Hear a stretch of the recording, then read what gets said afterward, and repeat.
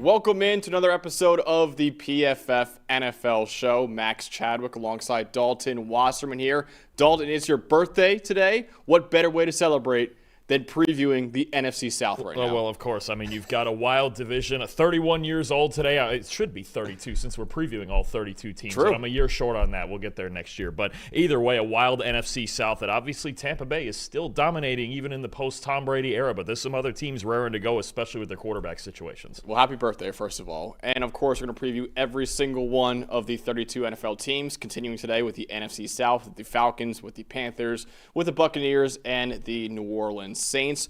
Before we get into that, though, I want to remind you guys right now that it may be preseason, but PFF Plus subscribers are already betting in mid-season form right now, and you can save big by joining them. PFF Plus is just $99.99 for the year as long as you lock it in by August 18th. It's August 14th right now. You only have 4 days left of this sale, and here's why it's a no-brainer. PFF just recently launched a brand new wave of betting tools. It's the same data that all 32 NFL teams use and create winning game plans, and it's available to you to make informed, confident bets each week. Matchup advantages, historical hit rates, coverage tendencies, sortable player projections, everything that you'd want synced to find the best lines across all of the sports books that you use.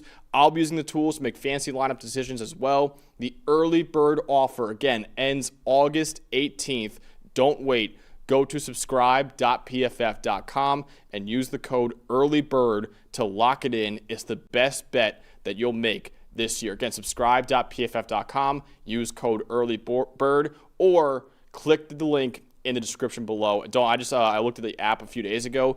The app is awesome, dude. I cannot wait to use that app to make all of my bets this year and to make all my fancy lineup changes this year, too. I think the best part about it, everything's so easy to see, right? It's just right there, right in front of you in one push of the button. So if you need fantasy advice, betting advice, we have it all. We have all the numbers behind all of it. All right, let's get into this NFC South preview right now, starting off with the Atlanta Falcons, who have not made the playoffs since 2017. They finished in second place in the NFC South last year with an 8-9 record overall.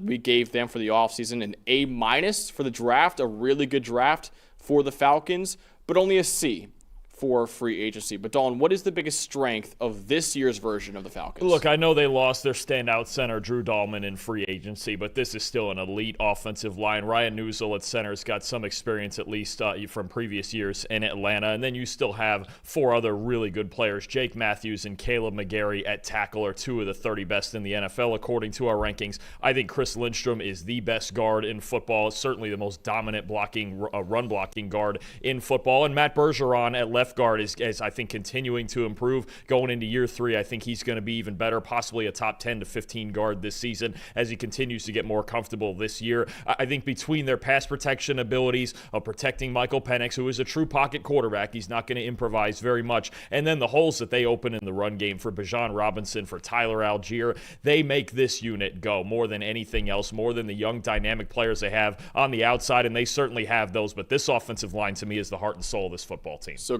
great in pass pro, not so great in pass rush right now. It's kind of been the issue with the Falcons in the last, feels like half decade, if not longer, for Atlanta. Now, they did add Leonard Floyd, but he only had a 54.5 pass rush grade last year. The hope is, we gave them an A for their NFL draft. The hope is 2 first-round picks and Jalen Walker and James Pierce Jr., both of them going to play edge this year, it feels like, with Jalen Walker.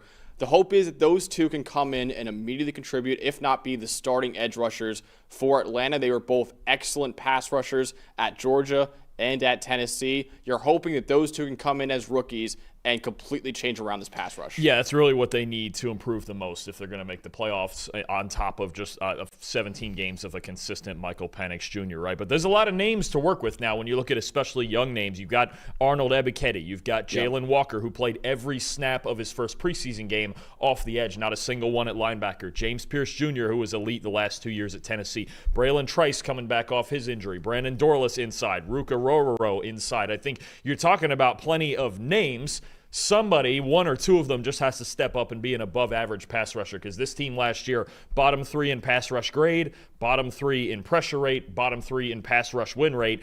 Them not being able to get to opposing quarterbacks was really, to me, the biggest reason, aside from the turnover struggles in the middle of the year with Kirk Cousins, that they couldn't make the postseason. You have to be able to pressure all the good quarterbacks we have in the NFL. So nobody was surprised with the Falcons' first-round picks in the 2025 NFL Draft, considering how badly they needed help with their pass rush. Dalton, we were very surprised with their 2024 first-round pick in Michael Penix Jr., considering they gave Kirk Cousins a brand-new 4-year, $150 million contract, if not more than that. Michael Penix Jr. was a surprising pick at the time, but now he's the franchise quarterback. And when Kirk Cousins was benched last year, Penix came in the last 3 games of the season, and he looked really freaking good. He was spectacular. That and 2 other appearances in mop-up duty early in the year, an 87.6 passing grade last year, and a 9% big-time throw rate. What he showed you was 2 things: his ability to throw the ball vertically, which he did in spades at Washington, and his ability to read defenses. I think, he's talked about that ever since we saw him speak at the NFL Combine, and somebody asked him, look, Michael, you're not as mobile as some of these other prospects. You're not really going to get out and run very much. How do you make up for that? And he says, it's my processing, it's my field vision. I know how to attack defenses. I do think that is the case. And for him to play as well as he did in those 3 starts that he got at the end of last year, after sitting on the bench the entire season, he didn't take many reps with the ones throughout the year, and yet he still came in and played extremely well. His final game, 7 big-time throws in Week 18 against the Carolina Panthers. Despite the loss, it certainly wasn't his fault that they lost the game. Penix's ability to throw the ball vertically in a way that Kirk Cousins just wasn't physically able to do last year changed this offense. I really believe as long as they protect him and he's comfortable back there in the pocket, I think he could have a big year. I think Drake London's going to have a monster year with the target share that he got and the chemistry that he's already got with Michael Penix Jr. So I think this offense, if they protect him, and they should be able to, like we mentioned, with a good offensive line, he could have a high-flying season. Ball placement, accuracy, the little things when it comes to that needs a little bit of work, but as far as him being able to complement this elite run game and threaten defenses vertically, I don't think there's many better options in the league than Michael Penix Jr. So, 7 big-time throws against the Panthers. That was tied for the most by a quarterback in a game since the 2021 season. So it's been the last few years since the quarterback had more than 7 big-time throws in one game. So it was incredible in that last game of the year against the Panthers. One guy who's really going to help him out on that offense is Bijan Robinson, who's one of the best running backs in the NFL. He was great last year in his second season in the NFL, 92.8 PFF grade. That was second in the league, only behind Derrick Henry. And he was one of only 2 running backs in the league, alongside Josh Jacobs, to be in the top 5 of both rushing grade and receiving grade. He's got a good offensive line in front of him. He's got Michael Penix Jr. now, too, who's a brand new starter at quarterback. Bijan Robinson, who is an outstanding running back, one of the best running backs we've seen in recent memory at Texas. He's carried it over to the NFL right now, and he's easily, in my opinion, one of the 5 best backs in the league. You talk about a guy who can do everything on a football field, a dual threat, rushing, receiving, explosive runs, breaking tackles, basically everything that we look for here at PFF. He did it at Texas. Now he's doing it with the Falcons. He's one of the superstars at this position. And honestly, I don't know if we have this as Ben's best bet for this Atlanta Falcon team, but I think Bijan is in the group of candidates who could win Offensive Player of the Year this year. We will get to a Bijan bet very soon. Okay, because I think the numbers he could put up as a rusher and as a receiver, he could be, I know Derrick Henry's obviously still great. I know Saquon Barkley's obviously still great and coming off a historic year, but Robinson at some point, very soon, maybe within the next year or two, could be the best back in football. Who is the best defensive player on the Falcons right now? Well, look, we talk about their pass rush, and that's struggling and needing help on the defensive line, but boy, they're pretty good in the secondary, and that starts with Jesse Bates. The people here in Cincinnati are still pretty upset that they let Jesse Bates go in free agency. Our producers are back there. I know both of our producers. Ben Quinn. I shouldn't even brought it up to him, but no, Jesse Bates is just spectacular. One of the best safeties in football. He's been that for a long time. Second best PFF grade in the NFL over the last 2 years behind Kyle Hamilton. One of just 2 safeties with a 90-plus run defense and coverage grade. He's the captain. He's the tone setter. 10 interceptions over the last 2 years, 4th among all safeties. So you talk about Jesse Bates and just the way that he operates this secondary. To me, he's the glue that holds this entire defense together. together. He was that for Cincinnati in his first handful of seasons. He's been that for the Falcons. Everything as advertised the last couple of years. He's the captain. He's their best player on defense. So the rookie to watch is also on that defense. Not their first-round pick, but their second first-round pick for me, because I love James Pierce Jr. coming out of Tennessee last year. I had him as a top 10 prospect in the NFL draft. The Falcons got him in the late first round last year. Over the last 2 years, Pierce is first in pressure rate, fifth in pass rush win rate, and fourth in pass rush grade. So again, the Falcons, who really need help with their pass rush right now, I think Pierce, at least immediately, will be the better pass rusher than Jalen Walker, who's kind of learning a new position, playing full-time edge rusher this year. Again, I was a huge fan of Pierce. I had him over Jalen Walker on my personal big board. He was a phenomenal player at Tennessee. He's a freak athlete with elite explosiveness and get-off. And the crazy thing about him, he was top 5 in the country in pressure rate, pass rush win rate, and in pass rush grade in the SEC as a sophomore and junior. And he's still relatively raw, too. He's still kind of adding more moves to his arsenal. So if he was that good without many moves in his arsenal, imagine what he could be like when he does add some moves, too. So big fan of James Pierce Jr. He is a sneaky candidate to win Defensive Rookie of the Year this year. Yeah, no, I agree. I think, look, and you look at both of these guys, I think these are two rookies who are as important to their team as any rookies in the NFL because of their struggles to rush the passer and because of how much that really hurt them on defense last year, right? And Walker, obviously, if he's, like you mentioned, if he's going to be a starting edge defender full-time and not play any linebacker, he's going to have to figure that out. You know, and James Pierce Jr., just one of the most dominant pass rushers we saw in the country for the last 2 years and got a lot better in run defense last year, too. Both of them need to both make an impact this year for the Falcons to improve that pass rush, but Pierce proved it for 2 years at Tennessee. Absolutely, he was fantastic. So the best bet of the year, we teased this before, according to Ben Lindsay, our top betting analyst here at PFF, is Bijan Robinson to lead the NFL in rushing yards at plus 1,100. You can get 11-1 odds on Bijan Robinson to lead the league in rushing yards on DraftKings Sportsbook right now. So we at PFF, and again, these tools are available to you guys with a PFF Plus subscription, we project Bijan Robinson to have 1,343 rushing yards, kind of the median for him this year in 2025. The only two who were ahead of him were also the two who finished ahead of him last year in Saquon Barkley and Derrick Henry. But as Ben points out, Saquon is coming off a 400-plus carry season. We usually see some decline when guys have that many carries the year before. And, of course, Derrick Henry is 31 years old now. Of course, though, age rules usually don't apply to Derrick Henry, but you right now can get Barkley at plus 275 and Henry at 4-1. You get Bijan Robinson at 11-1 right now. So I agree with Ben. I really like this bet a lot for Bijan Robinson, 11-1 to lead the league in rushing yards. I think I agree. If you were going to pick somebody aside from those first two, obviously Barkley and Henry were both historically great last year, but the mention of volume for Barkley is intriguing. Plus, you talk about now the Landon Dickerson injury and how long that might keep him out. If the interior is a question mark all of a sudden for Philly, that affects things. Derrick Henry is 31. You want to look, and he was historically efficient last year too. Over 6 yards a carry last year. Is he going to do that again, or is there going to be at least a mini step back from the lofty standards of Derrick Henry? But you look at this Falcons team that led the league in run blocking grade last year behind Chris Lindstrom and those guys up front. And again, you know, for as much as we like what we saw from Michael Penix Jr., made 3 starts last year, right? He's still a young quarterback. They're still going to run the football first in this offense. So I think at 11-1, that is a solid value bet. He'd probably be the next guy up that I take beyond those first two. So the over-under for the Falcons right now on DraftKings is about 7.5 wins right now. You're going over-under for Atlanta, and what is the bottom line for the Falcons? I'm more tempted to go over 7, and I thought you were going to say 8.5. I'm more tempted to go over 7.5. They won 8 games last year with no pass rush and very little vertical ability out of their quarterback situation with Kirk Cousins most of the year. I do think there will be times where we see Penix go a little hot and cold because, again, the accuracy, the ball placement isn't perfect. It wasn't perfect at Washington. I don't think he's ever going to be the most accurate quarterback in the league because of the way he likes to attack downfield. But I do think his arm complements this run game better. I do think if Penix were to live up and play something close to what he did in those first 3 starts, this team could compete with the Bucs at the top of this division. I'll take over over at 7.5. I'll take the over, but I do need for them to be a real legitimate NFC contender.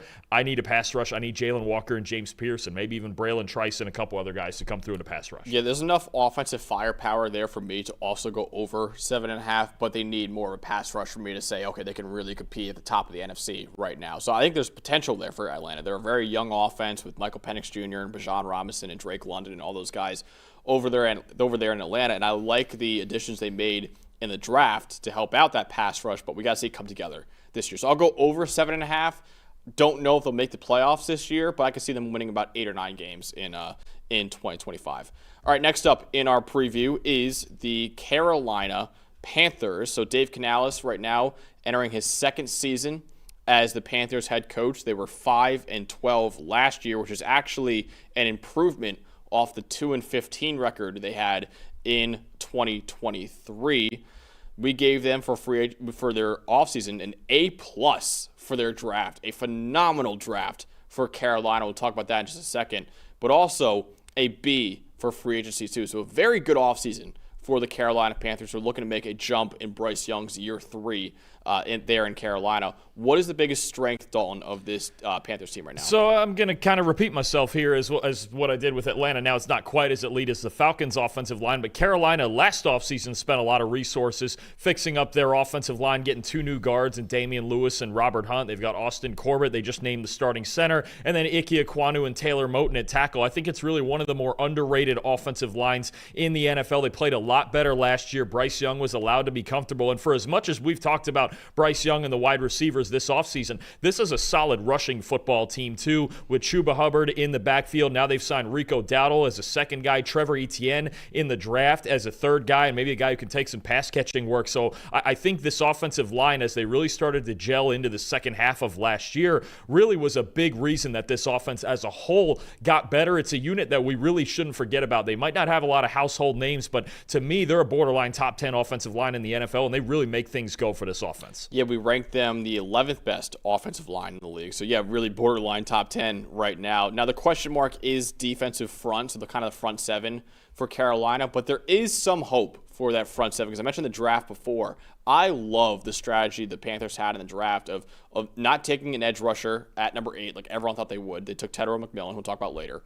But then they got Princely Monmielen and Nick Scorton, who a lot of people had both of them as potential first-round picks in last year's draft. I thought Scorton was a first-round caliber player in last year's draft. So you got 2 great players on day 2 of the NFL draft to help out that defensive line. You also get back Derek Brown, who's a top 10 D tackle in the league, back from an injury because he barely played at all last year.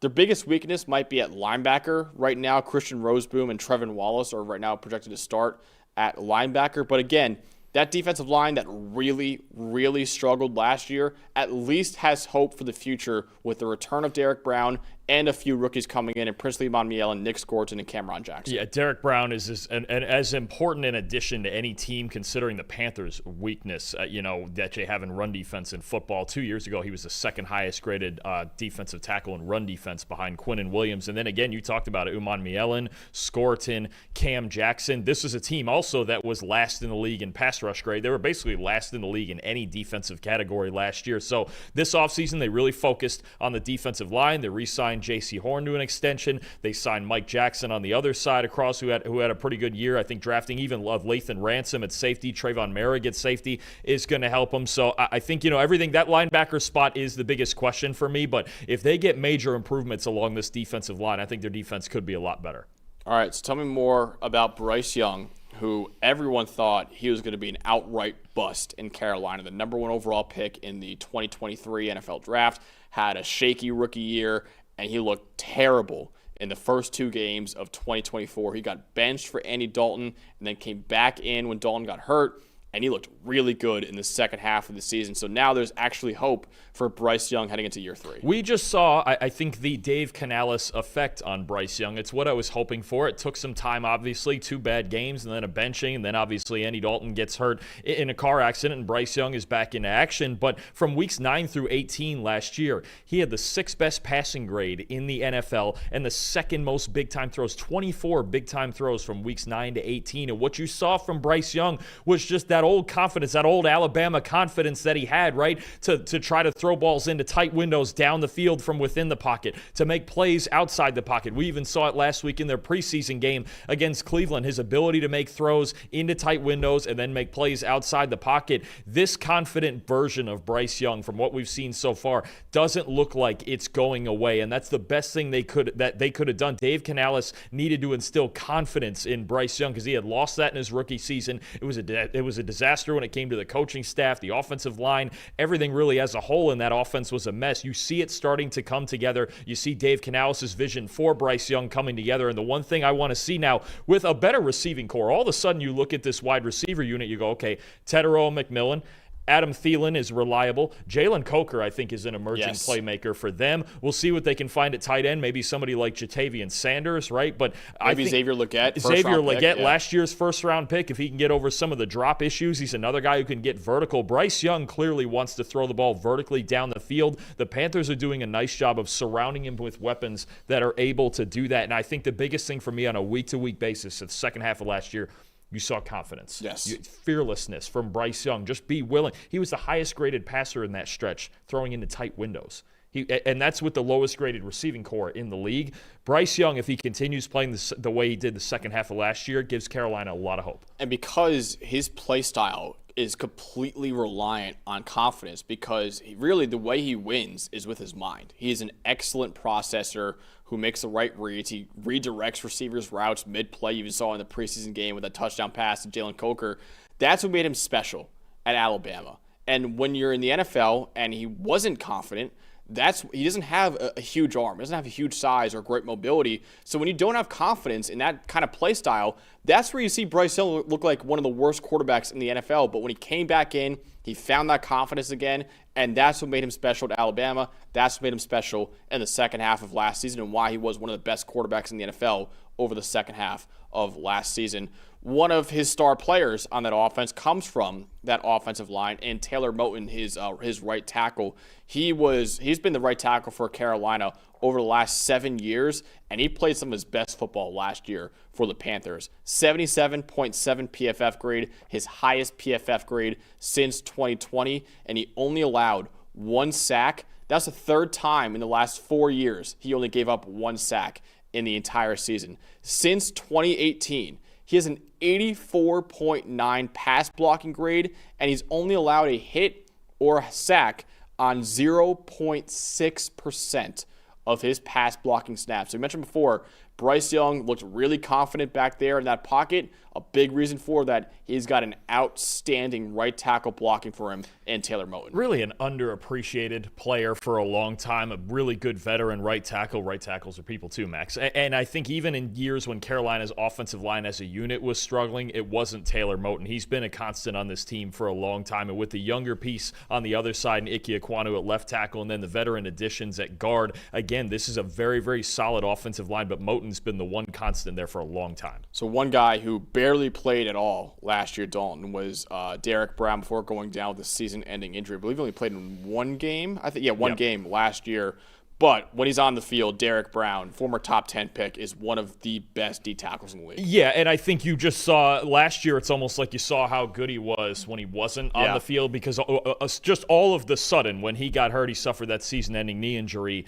Carolina's run defense was historically bad. I believe they were just the 4th team in NFL history to give up 3,000 rushing yards in a season. I mean, just ridiculous. By far the lowest graded team in run defense in the league. Obviously not much pass rush push either, but Derek Brown was second in the NFL, like I mentioned before, behind Quinnen Williams in run defense grade in 2023. He's the type of defensive tackle. I talk about it all the time with guys like this. They make the rest of the front seven better. He demands double teams. He penetrates gaps. He holds up well. Everything that you want out of an interior run defender, especially, Derek Brown has it. As much as they've added a million external pieces on this defense, the most important one being added to this defense is Derek Brown at defensive tackle. He's the guy who's going to make everything happen in the middle. He needs to make it a lot harder. If he looks anything like he did in 2023, he's going to make it a lot harder for opponents to run the ball on him, and now Carolina can start to control the pace of the game because they couldn't do that last year. The Panthers had the worst pass rush grade in the NFL last year and the worst run defense grade in the NFL last year, a 37.5 team run defense grade. That was 10.5 points lower than any other team in the NFL, and it was the worst run defense grade by any team over the last 2 seasons in the NFL too. So you're right, it was really, really bad for Carolina in run defense, but now you add back one of the best run defending D tackles in the NFL, and Derek Brown, who's a pretty good pass rusher too. He's going to help out that defensive line a lot in 2025. The rookie to watch is their top 10 pick at wide receiver in Tetairoa McMillan. In my opinion, he was the best wide receiver prospect in the 2025 NFL draft. Over the last 2 years, a 98.6 receiving grade on 10-plus yard targets. That led all receivers in the country. He's 6'5". He's outstanding, obviously, in contested catch situations. He moves better than you expect for someone that size. My comparison for him was Drake London coming out. We talked about him before with the Falcons. So you might have another Drake London type of player in the NFC South. And what I loved about Tetairoa McMillan last year, Dalton, he had the second most broken tackles after the catch in America last year. The only one who had more was Luther Burden III, who's drawn a lot of comparisons to Deebo Samuel, right? So you're talking about a guy who's known for his yards after the catch ability, and Luther Burden. He was the only receiver in America who had more broken tackles than Tetairoa McMillan. You should not see 6'5" receivers breaking as many tackles as McMillan last year. He, I think, is your prototypical X receiver. Absolutely. When you talk about the ability that he has, I think there's 3 areas. We went over this in a film breakdown earlier in the offseason. You saw 2 of them already in the preseason game when Bryce Young was starting him. 1, the go balls. Yeah. I think anytime Tetairoa McMillan's in press man, you're going to see him getting a shot vertically downfield, and he's going to win a lot of those battles. 2, in breakers. I think as a big receiver, you think about the way that Dave Canales used Mike Evans in Tampa Bay, in breaking routes. And then 3, the red zone threat. And actually, he got all 3 of those in one drive in the preseason game. He just dropped the red zone slant. But I think in all 3 of those areas, and those are the areas where Bryce Young really got better at throwing into the second half of last year. McMillan, it's not that I just like the McMillan pick. This was my favorite pick of the first round, okay? Not just because it's Tetairoa McMillan and he's awesome, right?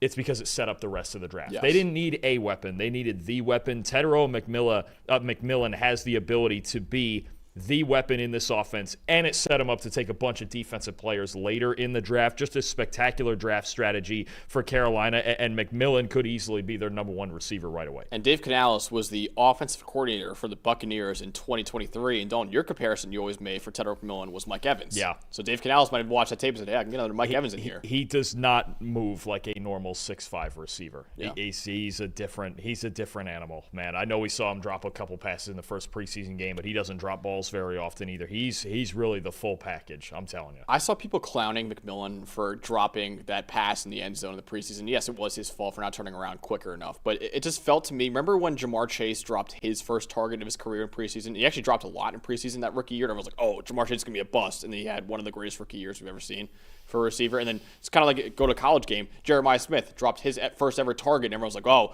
highest rated receiver ever, huh? This is what he's going to be, and now he's the best player in the country. Yeah. Just let's give it some time before we start panicking. Yeah, I mean, first game, he made 2 spectacular plays right before that, so I'm not worried about McMillan at all. And again, I think he's just the perfect fit for this offense and what Bryce Young is trying to do in this offense. Well, McMillan is a major reason why our best bet of the year, according to Ben Lindsay, is Bryce Young over 18.5 passing touchdowns at -102 right now on FanDuel Sportsbook. Ben says from week 10 through the end of the regular season, he was 5th in the NFL, Bryce Young was, in passing grade, and he had 12 passing touchdowns in the final second half of the season. Carolina's defense should be somewhat improved, but they'll still be in situations where they need to pass the ball a lot. And the Panthers, like we mentioned before, got a wide receiver 1 in Tetairoa McMillan. Right now, we project Bryce Young to have 20.6 passing touchdowns, which is 2 more than that line right there. So I like that bet a lot too. Basically get minus 100 odds on over 18.5 when we think Bryce Young will have 20.5, if not more, passing touchdowns this year. That's a very good line right there for Bryce Young. Absolutely. I think when you think about it, just on the surface, all 15 of his passing touchdowns last year were week 8 or later. He basically went half the season without throwing a touchdown. Obviously, he was benched for a handful of those games, but you still go, okay, that's a pretty good number right there just from week 8 to 18, right? And then you go, okay, they've added Tetairoa McMillan. You hopefully get better Xavier Legette, better Jalen Coker, better just all around on the offense. And if the defense improves and gives you even more chances, I think here's the thing about it too, is a two-way go go on this, because if the Panthers are good, it's probably it's going to be because Bryce Young is really good, right? And if they're not good, to me, it's probably more so because of their defense and they can't make stops, and Bryce is behind and he's still slinging it. So I think if he plays all 17 games, and this receiving core in the way that we saw him play the second half of last year, if we see anything even close to that, I think 20 touchdowns is very attainable. 18 and a half passing touchdowns. If he plays all 17 games, that's basically averaging 1 touchdown a game and then throwing 2 touchdowns in 2 games. That's it. That's all you need to get over that. And the teams in your division, the 3 teams in their division they're playing 6 games against, not great pass defenses, right? Atlanta with very little pass rush, and Bryce shredded them in Week 18. New Orleans, obviously, we're about to get into their defense. It's not great. And even Tampa Bay, their pass defense was shaky last year, especially over the middle of the field. We'll go over. So, I mean, you've got some games here where you can rack them up a little bit. And again, just what we saw the second half of last year, that's a guy who should easily clear that number. So after going 5-12 last year, the win total, according to DraftKings Sportsbook for the Panthers, is set at 6.5 right now, basically. You're going over or under for Carolina. What's the bottom line for the Panthers? 6.5. I'm going to go over, actually. I think I like over. I don't know that their defense is good enough yet to really make a playoff push. I don't think so either. Unless Bryce – I mean, here's the thing. Bryce, the way he played the second half of last year, when you talk about the 6th best passing grade in football, I mean, you get up there with guys like Burrow and Lamar and Allen and Mahomes, Jaden, Herbert, like the elite guys in the NFL, right? So it's like if he were to put together – the 6th best passing grade in football for an entire season, which is actually what Baker Mayfield did last year and won the division, you go, oh, that's okay. Now we're really onto something. Maybe a playoff push is in there. I think I'll take the over also. I'm really optimistic with this team and the direction they're going. I do think they might need one more offseason to just add more pieces to this defense. But I love the McMillan drafting. I really like where their weapons are going. If we get a better version of Xavier Legette, because he had some drop issues last year, then I think your offense gets really dynamic. They've got 2, if not 3, good running backs. I think this offense is at least, because we saw last year even, they were close to clearing that number last year. Tight game against Philly that they lost on a Xavier Legette drop, right? There was a couple other, they took the Chiefs down to the wire, right? Down all the way. The Chiefs had to kick a game-winning field goal. Those are 2 Super Bowl teams right there. Exactly, right. This is how well Bryce Young was playing, is he had the Panthers with the worst defense in football in games with the Chiefs and the Eagles. And they really, especially the Philadelphia game, they should have won that game. I mean, Legette catches that ball, they're going to win that game. I'll take the over. I don't know that I'm confident enough to pick them as a playoff team to get closer to that 9-10 win range, but this is a competitive team that I think is getting better, and I love the Dave Canales hire last offseason. I think you're really starting to see his imprint on this team. I'm going to go over 2. I think this is probably a 7-10, 8-9 football team. I'd be a little surprised if they go over 500 this year, but if Bryce Young, if that kind of development we saw in the second half of 2024 carries over into all of 2025, they could surprise some people and maybe win the NFC South in 2025. But with the defense still kind of improving, I like the additions they made this offseason, and of course getting Derek Brown back from injury is huge too. If Nick Scorton can live up to the hype that he had coming out of college, or Princey Monmielen could be a really good pass rusher for them too, then yeah, it could change a lot. But I think, like Dalton said, give it a year. Give it one more year, but I do expect improvement off the 5-12 record. Like we saw improvement from last year's record from what was 2-15 in 2023, but I don't think it'll be enough to make the playoffs in 2025 or even go above 500 for that matter in 2025 either. All right, before we get to the final 2 teams in the NFC South, which is the New Orleans Saints and the Tampa Bay Buccaneers, got to talk about the sponsor of the show, that is ZipRecruiter. Finding great candidates to hire can be like trying to find a needle in a haystack. You get so many resumes and not enough candidates with the right skills or experience, but not with ZipRecruiter. ZipRecruiter finds amazing candidates for you fast. And right now, you can try it for free at ZipRecruiter.com/audio. ZipRecruiter's smart technology identifies top talent for your roles very, very fast. Immediately after you post your job, ZipRecruiter's powerful matching technology starts showing you all of the qualified people for that job, and they let you connect with top candidates as soon as possible. You can use ZipRecruiter's pre-written invite to apply message to personally reach out to your favorite candidates and encourage them to apply sooner. Ditch the other hiring sites and let ZipRecruiter find what you're looking for, the needle in the haystack. 4 out of 5 employers who post on ZipRecruiter get a qualified candidate within the first day. Try for free at this exclusive web address, ZipRecruiter.com/audio. Again, that's ZipRecruiter.com/audio. ZipRecruiter, the smartest way to hire. All right, next up in our NFC South preview is the New Orleans Saints, who have a brand new head coach in 2025 in Kellen Moore, who's taking over that job right now. The Saints went 5-12 last season.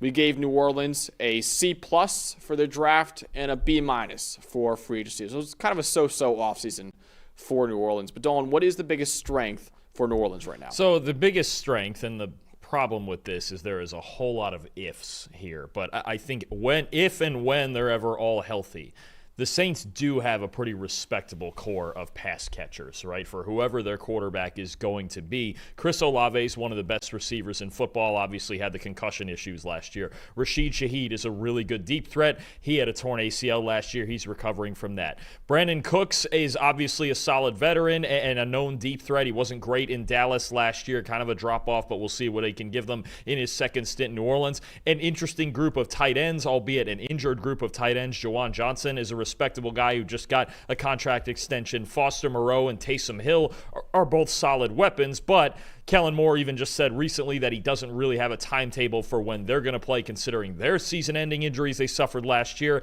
And Alvin Kamara, of course, is one of the constants on this team, still one of the most reliable pass-catching backs in the NFL. Maybe not quite as explosive as he used to be, but still very, very reliable. So if they can get most or all of these guys healthy, they do have a decent set of weapons to work with in the passing game, but the health is really the question with a lot of these players. So the biggest question mark for New Orleans is their quarterback situation, but we'll talk about that in a second. The other one on a spotlight here is the run defense, because they were the second worst run defense grade as a team in the NFL. Really, their D tackles really struggled last year. None of their 4 qualified D tackles last year had even above a 50 run defense grade that they have. So again, they didn't really do much in free agency to address that issue either, or much in the draft either. So yes, quarterback is the biggest question mark, considering we have no idea who's going to start a quarterback for New Orleans in week 1, but run defense right now is also a big question mark. You know, this is going to sound so funky.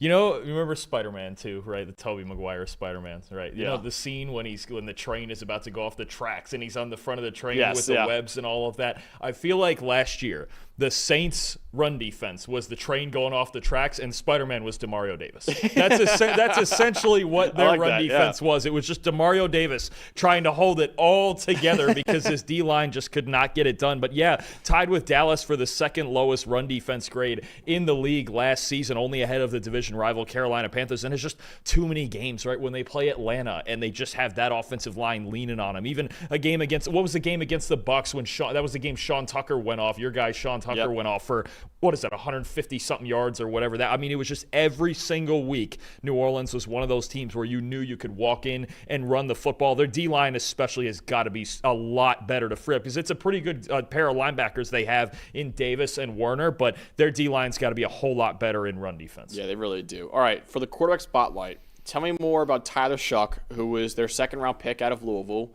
But also, I want you to tell me a little bit about Spencer Rattler, because we really have no idea between those two who's going to start week 1. Yeah, it's between New Orleans and Cleveland right now. These are easily the 2 shakiest quarterback situations in the NFL. Tyler Shuck, obviously last year in his 7th college football season at his 3rd school after Oregon and Texas Tech, 1 year at Louisville under Jeff Brom, and he was really good. I think his strengths are that when he's clean in the pocket, he can make throws, especially vertically outside the numbers. I think he's one of those go ball specialists that we see so much in college football now. Really good turnover-worthy play rate, 1.7% last year. That was easily the best of his career, but the 2 things that worry you about Shuck are not a whole lot of ability to improvise outside the pocket, especially with some of the injuries that he's had in the past. It's kind of taken that ability away a little bit. He's going to be 26 years old next month, early in his rookie season. So you go, okay, the Saints are taking a chance really on an older prospect here. And, from what I saw in the preseason game from him, it was very,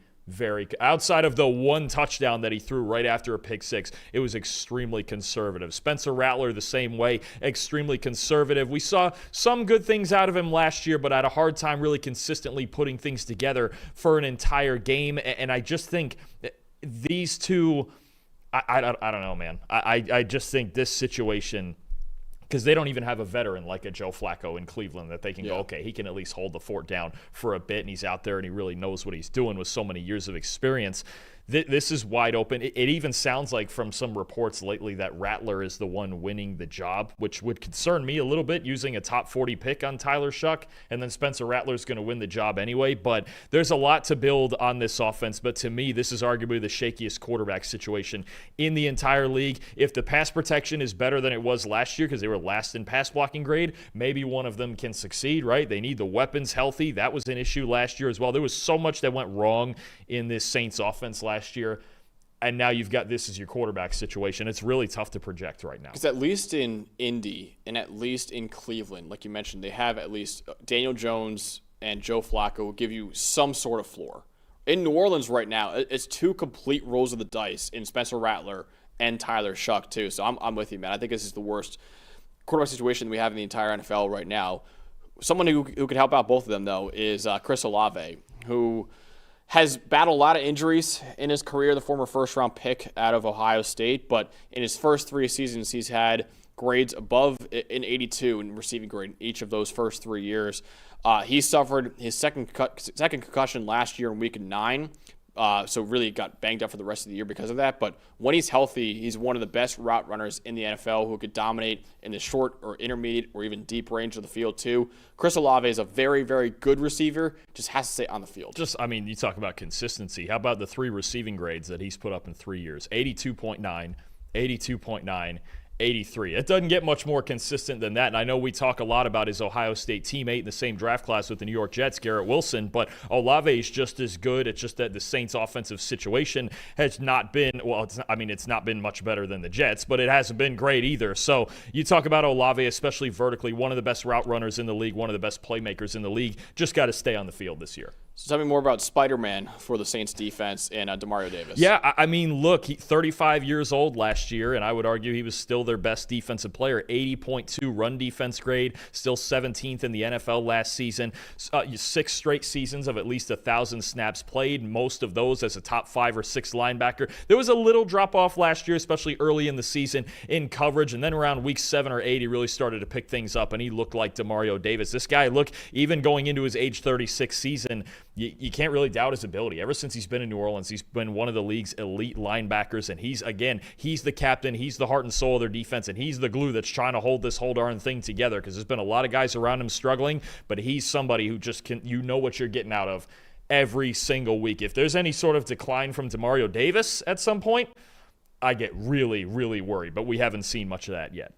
The rookie to watch for me is other than Tyler Shuck, really, is Kelvin Banks, who was their top 10 pick at offensive tackle from Texas. I love Banks, man. I thought he was the best tackle, actually, in last year's draft, over Will Campbell, over Armand Membu, over all those guys. I was a huge fan of Banks over the course of his career, really, at Texas. He started at left tackle as a true freshman that year. Will Anderson Jr., they actually asked Will Anderson Jr., who was the toughest player you've ever played against in your college career? He said Kelvin Banks. And keep in mind, that was Kelvin Banks as a true freshman in his second ever game. So Will Anderson Jr. is one of the best edge rushers in the NFL right now, said that a true freshman Kelvin Banks in his second ever game was the hardest assignment he's ever had in his career. In his junior year, 89.9 pass blocking grade. That was 4th among all tackles in the nation last year. And keep in mind, that 89.9 pass blocking grade was against some elite defensive lines. He had a murderer's row of defensive lines on that Texas schedule last year, like Ohio State and Georgia and all those schools. And Kelvin Banks Jr. still dominated all of those defensive lines too. So again, I loved him. And another thing I love about him going to New Orleans, you allowed Talisa Fawanga, last year's first-round pick, to move back to right tackle, where he dominated at Oregon State at right tackle. He played left tackle for the Saints as a rookie. Now he can play right tackle, and Calvin Banks can be your starting left tackle. And to be honest, Fuaga didn't even look out of place last year at left tackle. He looked pretty good, but for him to get back to his natural position, I think the trial that we're going to see with Trevor Penning at left guard is going to be fun. Of the three areas that I look at with the Saints that they struggled with so badly last year, quarterback, and that was in part because of Derek Carr's injury, but that's not getting better. Offensive line and defensive line, I think you really feel like offensive line is the one they could improve the most this year. Kelvin Banks, this year's first-round pick. Fuaga, last year's first-round pick. Penning at left guard. A healthy Eric McCoy, who was playing terrific football last year before he got hurt. Cesar Ruiz still at right guard. He's a constant there, at least an average player. I think you talk about an offensive line that maybe not necessarily this year in year one with a rookie and a guy in Penning who has struggled, and Fuaga going into year two, back at his old position. Maybe not this year, but this is a unit that you feel like into the future can carry you into success, because that feels like a group, at least four, if not all five of those guys are going to be around for a bit. So I think especially the tackle duo gives you a lot of hope. But I like at least the way this is shaping out. Obviously, still questions again at quarterback, at defensive line. Eventually, I don't know when, eventually we're going to have questions at running back because Alvin Kamara is not getting younger. There's some young pieces in the secondary, but their offensive line, I think, is what Kellen Moore is hoping carries them into future success beyond this season. So unfortunately, not a very optimistic best bet for the Saints in 2025. The best bet this year from Ben Lindsay is the Saints to finish last in the NFC South, which is minus 135 on FanDuel right now. He says obviously a lot of uncertainty at quarterback and even receiver with Chris Olave and Rashid Shaheed coming off of injury. And then you have obviously the division favorites in the Buccaneers to talk about next on this show. And then also the arrow, like we mentioned before, is kind of pointing up for the Falcons and Panthers right now. It doesn't feel like it's pointing up for the Saints, at least in 2025. So they right now project as one of the worst teams in the NFL, let alone the NFC South. So at minus 135, I like that bet too, as the Saints to probably be the worst team in the division this year. They walk into every game they play, to me right now, with a quarterback disadvantage. You look at, okay, their offensive line, I'd put it 4th out of 4 in this division. Their defensive line, if we have questions about the Falcons and Panthers defensive lines, we have at least similar questions, we ranked it 32nd. And the thing with those two teams is I might have questions about them, but at least they did add a significant number of pieces. The Saints really didn't make any major additions to their defensive line, right? That was an argument during the draft. Could they also go defensive line 9th overall, or even in the second round instead of a quarterback? Where's that going? So you look at that, you look at how young their secondary is. Look how many guys are coming off injury on offense. How many of those guys are going to play full seasons and be okay? So I think this is a team with way more questions than answers right now, and it feels like a developmental year. I think that is a bet that makes a lot of sense, considering a lot of the good things, like you mentioned, we've said about the other teams in this division so far. So we did offseason rankings here at PFF, and it's the worst quarterback situation in the NFL. We could all agree on that.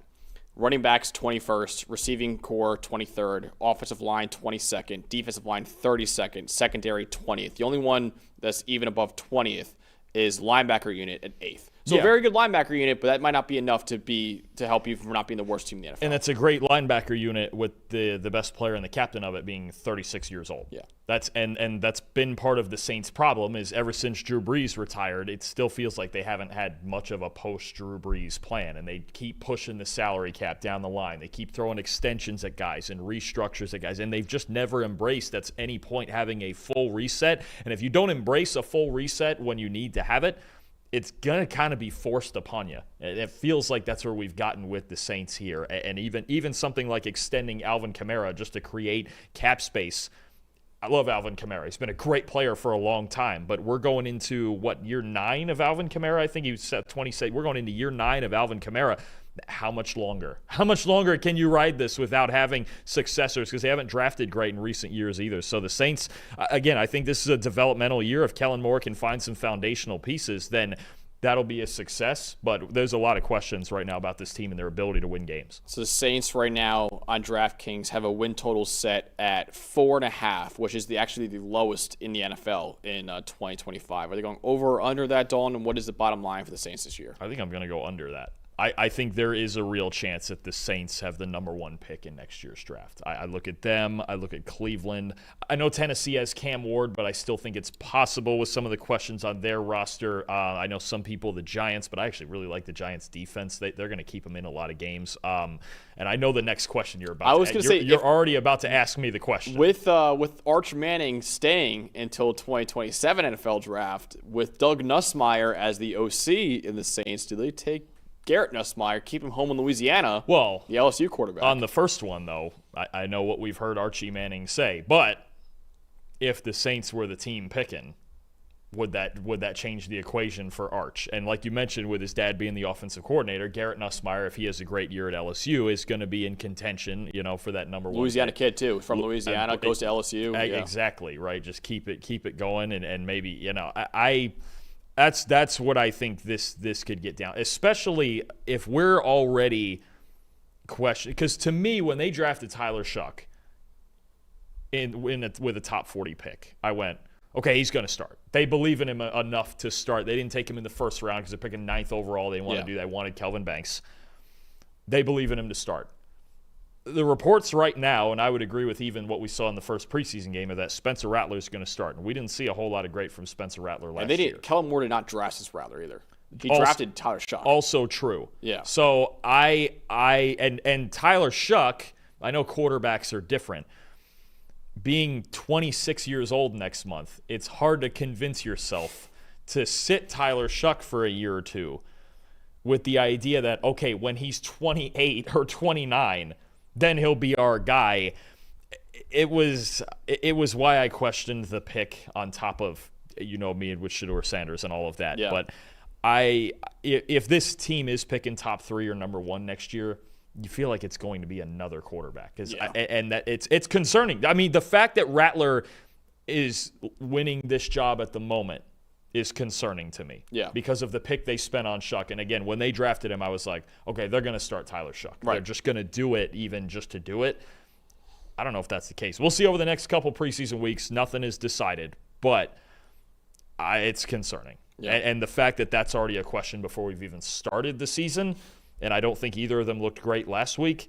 I think it's possible the Saints are picking first next year. I think it's possible, definitely. We actually have them projected to win 5.4 games on PFF.com right now, which is tied with the Browns for the fewest in the NFL. So, yeah, I think it's certainly possible that the Saints have the number 1 overall pick next year. I'll also go under that win total, too. It looks pretty bleak for New Orleans. But also, listen, they've kicked the can down the road in terms of salary cap for the last however many years since Drew Brees retired.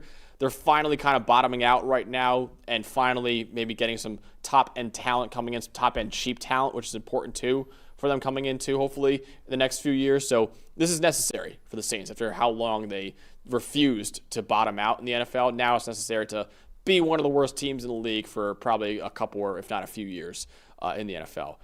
Next up is not the worst team in the division. It is the best team in the division right now. That is the Tampa Bay Buccaneers, who have actually won the NFC South 4 years in a row right now. They've made the playoffs 5 years in a row and trying to do it once again in 2025. It was a great year last year for Tampa Bay. Todd Bowles going into his 4th season as the Buccaneers head coach. We gave their draft a B+, and their free agency an A-. What is the biggest strength right now of the reigning defending 4 times in a row NFC South champions? I'll be honest with you. If you were just going to build an offense and try to build a really well-rounded offense, you've got pretty much everything you could ask for. You've got a young, ascending offensive line. Obviously, one of the issues this year is going to be Tristan Wirfs missing the first 4 games with his injury. But you look at Barton and Cody Mauch and Luke Gedeke and those guys on that offensive line, right? You've got a team that last year was top 8 in passing grade, rushing grade, receiving grade, and pass blocking grade. Top 8 in all 4 of those. They're run blocking a little closer to average, but the only other team in the top 8 of all 4 of those categories was the Baltimore Ravens, and by the numbers, they really had the best offense, you could argue, in football last year with Lamar and Derrick Henry and everything they're doing. Baker Mayfield, career-high PFF grade, 6th best passing grade in the NFL last year. Bucky Irving was the 4th highest graded running back in the league, by far the best rookie running back in the NFL. Mike Evans is still great. Chris Godwin, when he's healthy, is still great. Jalen McMillan, Emeka Ibuka, Cade Otton, Rashad White, Sean Tucker. Personnel-wise, they got everything you could want in an offense. Honestly, their strength is just their entire offense, really. And the only adjustment for the second year in a row again, last year they had to go from Dave Canales to Liam Cohen. That hit. Now they have to go from Liam Cohen to Josh Grizzard.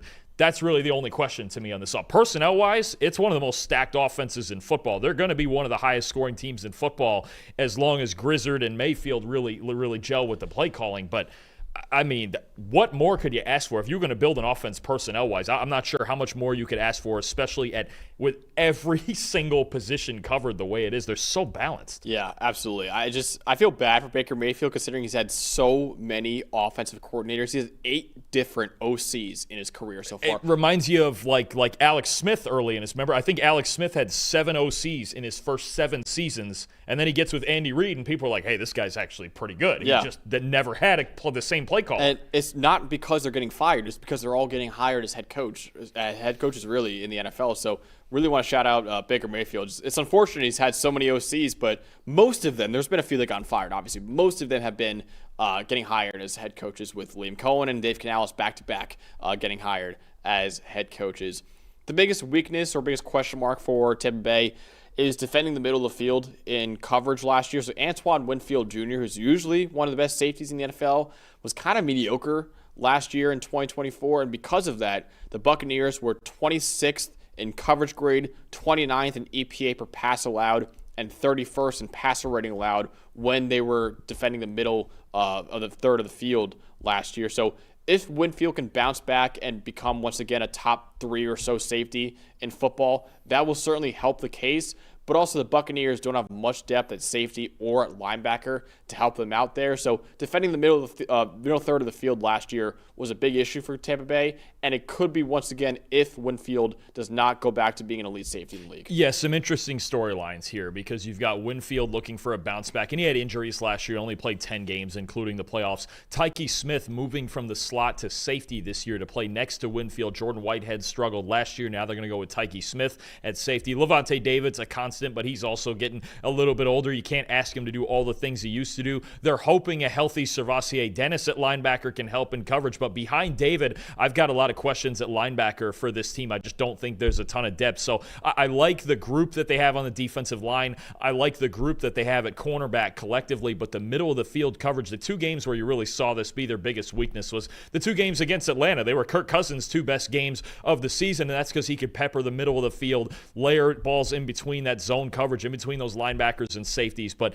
there is a chance that they're a lot better, especially if Winfield bounces back and Tyke Smith really adjusts. And he's got safety experience from his college days, both at West Virginia and at Georgia. That could work, but I think this needs to be an area of emphasis for the Bucs, and I think teams are going to continue to attack the middle of the field. When they play teams like Detroit, when they play teams like Atlanta, this is such a big thing in NFL offenses now to attack the middle of the field. The Bucs have to find a way to stop that at least a reasonable rate.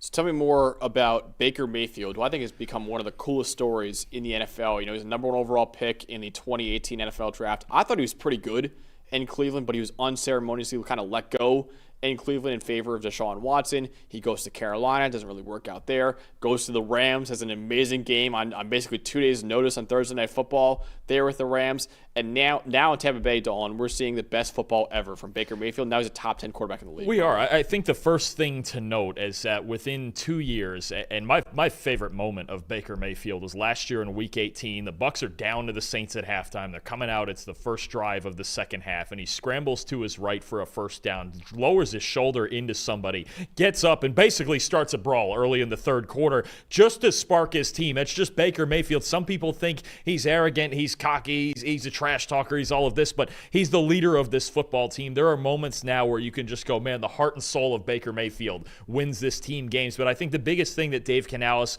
and Liam Cohen have done the last 2 years that have really helped him out, they've reeled him in, right? Baker's got a really good arm, an underrated arm for an undersized guy, right? He's always had that. He can throw the deep ball, but They've reeled him in. Last year, the second best passing grade on throws under 10 yards in the NFL, second best behind Joe Burrow, right? So you think about Baker Mayfield getting the ball out quickly, processing defenses, allowing all those weapons that we mentioned to win after the catch. And then when you need to attack deep, when Mike Evans has that one-on-one, when the offensive coordinator schemes up somebody deep for you, then you take those shots. But his ability to now win in the quick game, 20 touchdown passes on throws under 10 yards. He can kill you with paper cuts too now. He can take off and run a little bit. He's just one of those guys who's going to find ways to win ball games. And it felt like last year he was as accurate as ever. He's playing complementary football now. He's taking his shots when necessary. Look, Baker Mayfield's really good. I think if you're making a top 10 list, you got to at least consider Mayfield for one of those back-end spots. He had the 6th best passing grade in football last year. He's awesome, and I think he's the right leader for this team. Yeah, at least a top 15 quarterback in the NFL, and you can argue him for being top 10 in the NFL too. Offensive player spotlight is the number 2 tackle in football, Tristan Wirfs, who unfortunately, like Dalton said, will be missing the first 4 games of the season due to an injury, but he's an elite offensive lineman. He actually was probably the best right tackle in football. He moved out to left tackle for the last couple years. He's been elite there too. In his second year protecting the blind side, he had a 94.1 pass blocking grade at left tackle last year. No sacks allowed, only 1 knockdown allowed, only 1 hit allowed all season. And that was against Max Crosby, who had the hit against Tristan Wirfs. He is an elite player. And there were some questions, okay, going from right tackle, where he's been elite, to left tackle, how it looked, because really it completely flips everything between your footwork and your hand placement and all that. He was still one of the best tackles in football. So Tristan Wirfs, an absolute superstar. Unfortunately, will be out for the first 4 games of this year. But when he comes back, I have no doubt about it, he will remain one of the best tackles in the league. No, the way he's played his first 5 seasons, he's got a chance to make the Hall of Fame. Yes. Honestly. And look, it's going to be a huge story the first 4 weeks. Their first 4 games, pretty interesting here. Atlanta, we'll see what their pass rush looks like. Houston, we know what their pass rush looks like with Hunter and Anderson. That could, if Tristan Wirfs is going to be out for that game at Houston, that could be the difference in the game. The Jets, who aren't great off the edge, but if they have Jermaine Johnson and Will McDonald, that could be decent. And then Philadelphia, with everything that they have, it's going to be an early story in this season for Tampa Bay. Tristan Wirfs' injury, missing the first 4 games. He's arguably the best pass protector at any position in football. You lose that guy, and all of a sudden, again, the good news is that Mayfield's been getting the ball out quicker than ever, and they've been finding ways to win after the catch and closer to the line of scrimmage. But it's not a guy you want to be without, because no matter who's in there in his place, it's a huge drop-off, right? So he's one of the best in the business, and you hope he just comes back by week 5 healthy enough to be 100%. So tell me more about Antoine Winfield Jr., who obviously missed 7 games last year due to an injury. He was on the field and looked great either, but he's still a top 5 safety in football for us, Dalton, because he's been elite pretty much every year before that. Yeah, dealt with injuries and just didn't look right. Especially in coverage, just didn't look quite as fluid as he did the last few years. And I think you're talking about a guy who, like when we talk about Kyle Hamilton or Derwin James, where you just go, he can do everything. He's one of the best blitzers in the NFL. He's one of the hardest hitters, one of the best run defenders in the NFL. He can do anything you need to on defense. He punches at the football. In coverage, he's spectacular. He's just one of those guys where you're really, as much as any player in football, you're expecting a bounce back this season from Antoine Winfield, the highest graded safety in the NFL the previous 3 seasons, right? Yeah. So I'm going to chalk it up to injuries. And again, when we talk about this middle of the field coverage for the Bucs, it could be a lot better just with a 100% version of Winfield playing 17 games, because he's that dynamic a player. I think so often this safety, the best safety in football argument, it feels like lately just gets thrown towards Kyle Hamilton. Antoine Winfield's basically the same player. He can do anything, literally anything on a football field. So I think getting him back healthy, getting him back close to what he was the previous 3 seasons is going to be a huge boost to this Bucs defense, but a spectacular football player. His first 4 years were as good as any safety in the NFL. Just need a bounce back. I'm going to chalk it up to injuries. He's like a miniature version of Kyle Hamilton, like 5'9", 200 pounds, but still just as effective. It just, you talk about any time, and you need a game-changing play, a forced fumble, a sack, blitzing off the edge. You need a big hit in the run and in run defense to really change the attitude. He can just do everything. He's one of those players who can do it all. And his dad was a 3-time Pro Bowl defensive back too, 2nd-team All-Pro in 2008, and it's so cool to see Junior step out of his shadow, even though he shares the same name as him, and just has become arguably even a better player maybe than his dad was. And Senior was a terrific player. He was a terrific corner, especially all those years in Minnesota. He was fantastic. I mean, you're talking about, and that's the thing you see with Winfield too, is just the way that he plays. There's certain guys when they were brought up by people who have played at that high a level. Winfield is one. He's extremely smart. Like, he's aggressive, but he's not over aggressive, right? You just don't see a ton of mistakes, which is why last year felt so weird. But again, I don't think he was 100% for most of the year last year.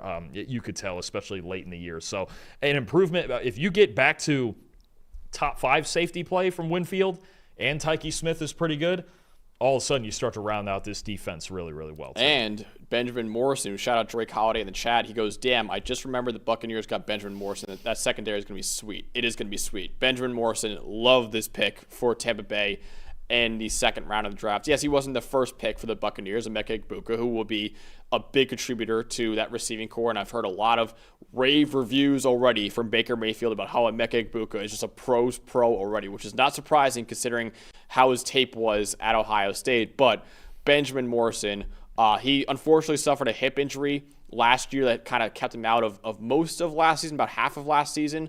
But across his 3 years in Notre Dame, 90.5 coverage grade. Now Tyke Smith moving to safety, like Dalton said. Jacob Parrish probably plays more in the slot for Tampa Bay. And yes, Jamel Dean and Zion McCollum will probably be starting an outside corner, but Zion McCollum was a pretty good player, is in the final year of his contract. If Ben Morrison in kind of rotational role can show why I thought he was a top 15 to 20 player in last year's draft, aside from the injury, if he could show that kind of stuff again in his rookie year in Tampa Bay, the Buccaneers, even though McCollum's a really good corner, they might be comfortable saying, okay, let someone else pay McCollum. We have Ben Morrison coming up, and he could start alongside Jamel Dean. Reminds me a bit stylistically of Kamari Lassiter for the Texans, who I'm sure a lot of people around the league are wishing they took in the first round last year, and he's over there dominating with Derek Stingley in Houston. But Morrison, with Parrish playing in the slot, with Tyke Smith moving back to safety, I think if either of McCollum or Dean goes down with some sort of injury, I think Morrison's the first guy up when it comes to backing up on the outside, and that's big. The Bucs didn't have a lot of cornerback depth last year, and I think eventually, you mentioned it, this guy was a top 20 talent. He was spectacular, especially as much man coverage as Notre Dame played throughout his career. Just terrific, and terrific against a lot of the best receivers in college football in his 3 years at Notre Dame. So I think this is someone we're going to be watching very, very closely. I think this is somebody who could look at the second round cornerbacks, first of all. I know we've talked about a couple of them in these previews already, but you look at Ben Morrison, Will Johnson, Trey Amos in Washington. These are all guys that some people thought were very solid first-round talents, and obviously 2 of them had medical issues and things like that. But I think this is going to be a story in this draft class, is which or how many of these second-round cornerbacks can be successful starters in the NFL, because they certainly have the talent to do it. Look out for Morrison, again, probably in more of a backup or rotational role this year, but moving forward, and with Zion McCollum in the last year of his contract, and Jamel Dean's not getting any cheaper either, I think Morrison's a big part of this team's future. Love the first 2 picks that Tampa Bay had between Emeka Egbuka and Ben Morrison. A steal they got last year. Ben Morrison could be a steal in 2025, but the steal they got last year, Dalton, is the best bet here. Bucky Irving, who was a day 3 pick of the NFL draft last year, phenomenal as a rookie. The best bet of the year is Bucky Irving over 1,000.5 rushing yards. So basically, will Bucky Irving hit 1,000 rushing yards in 2025? It's at minus 110 odds right now on DraftKings Sportsbook.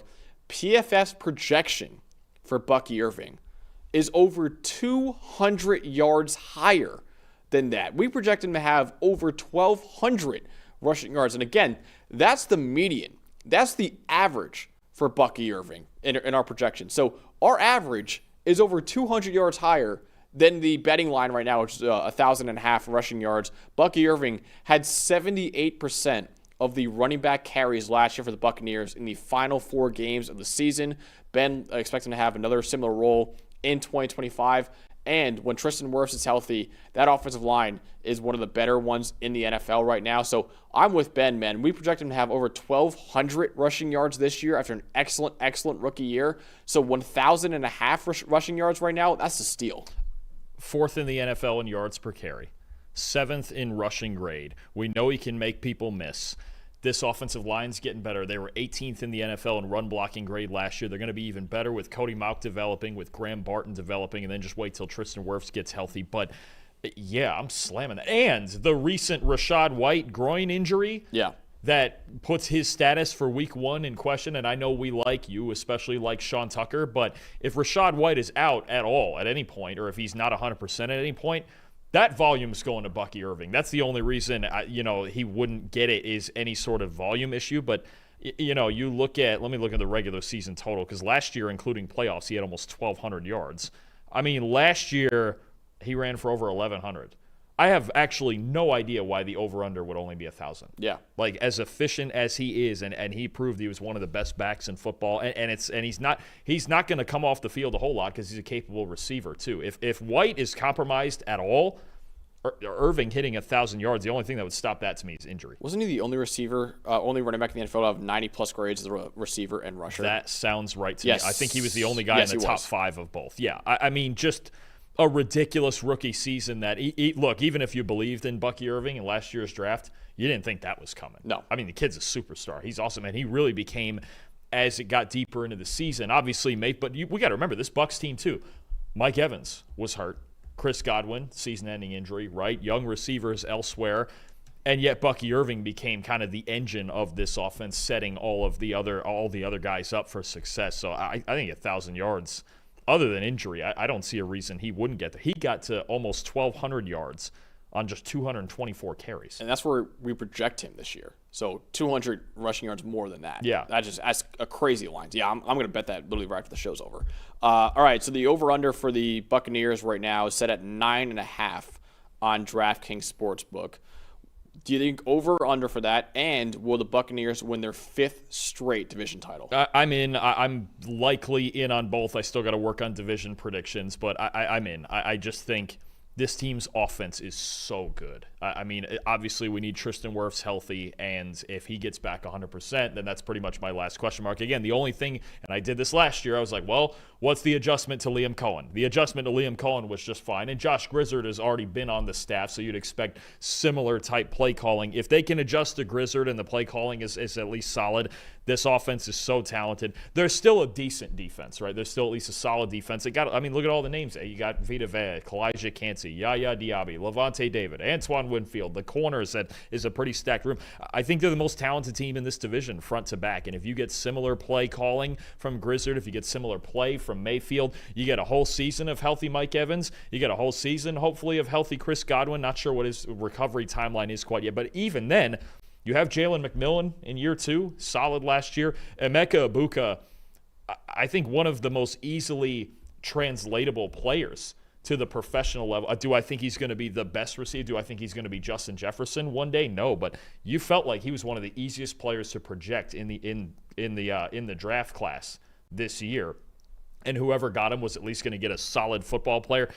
They're stacked, especially offensively. I'll take the over on that. I will most likely pick them to win the division again because they have the most constants, and I love the way Mayfield's played since he's been there. But, yeah, I think the Bucs win in 10 games, barring, again, the pass protection without Wirfs the first few weeks, and even the first few weeks with Wirfs, depending on how the injury is healing, is going to be a question now. But they got so many good players on their team. It's hard to doubt them, and they have this tradition now, right? It's weird because now Tom Brady went and put in this winning tradition in Tampa Bay that's really never been there consistently.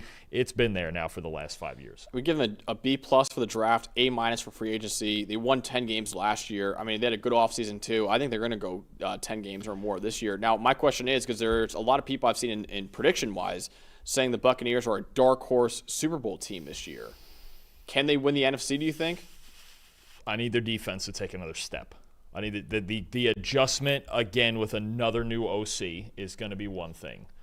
If they had, in theory, if they have 100% Evans, 100% Wirfs, 100% Godwin, still a very important piece. Yes. And first of all, too, the magic that Jason Light works to keep all these guys somehow under the salary cap, he must be the best negotiator in the NFL. Because there was, I want to say the rumor was New England offered Chris Godwin a lot more money to go there, and he decided to stay in Tampa Bay anyway. But that offense is probably capable of being the best offense in the NFC, right? We've got questions about the Lions, Philadelphia now with their offensive line. I know they're still obviously great. The Rams and their sudden Matt Stafford issues, right?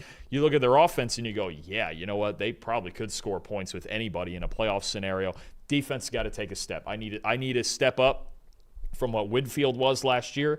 I need maybe Tyke Smith to be really good next to him. The pass rush could be a little bit better, without the blitz. Todd Bowles usually has to blitz a lot, but it is possible. I wouldn't call them the favorite, but there is a road if their defense takes a step up where you go, you know what, maybe they are a dark horse. Yeah, I think I'll probably say more of a divisional round team more than anything else. They have not made it past the divisional round since they won the Super Bowl in 2020.